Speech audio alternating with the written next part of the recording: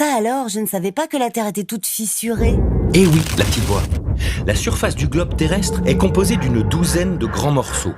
On les appelle les plaques tectoniques. Elles s'encastrent les unes dans les autres comme les pièces d'un puzzle et forment l'enveloppe superficielle de la Terre, épaisse de 100 km en moyenne. C'est la lithosphère. D'accord, mais quel est le rapport avec les séismes? Pour le comprendre, observons le mouvement des plaques les unes par rapport aux autres. Regarde, tout se passe dans les profondeurs de la Terre. Ici, précisément, dans l'asténosphère, épaisse de 600 km. La chaleur y est très élevée et les roches sont donc ramollies.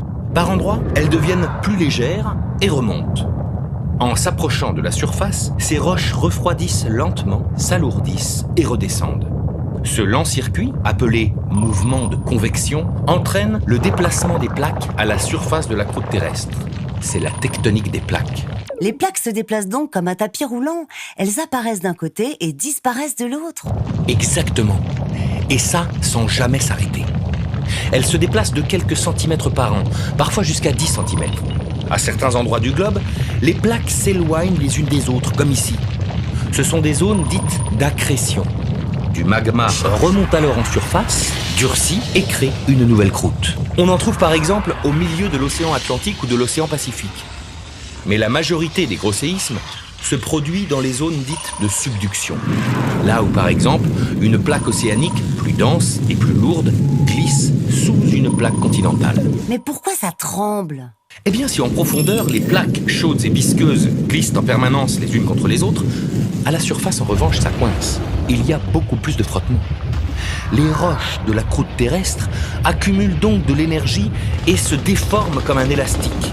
Quand les tensions sont trop importantes, la plaque atteint un point de rupture et casse brutalement. C'est le tremblement de terre. Ce coulissage brusque entre deux plaques crée alors une faille qui peut se faire sur un plan vertical, une partie du sol se retrouve alors plus haute que l'autre, ou sur un plan horizontal, ce qu'on appelle un décrochement. Et parfois, les deux en même temps. Eh ben, il n'y a plus qu'à espérer que ça n'arrive qu'en mer. Détrompe-toi. En cas de séisme sous-marin, le fond océanique peut se déformer sur plusieurs milliers de kilomètres carrés en s'effondrant ou en s'élevant. La masse d'eau située au-dessus se met alors en mouvement. Une série de vagues se crée et gagne en intensité au fur et à mesure qu'elles se rapprochent des côtes. Quand elles atteignent le continent, elles se transforment en tsunamis.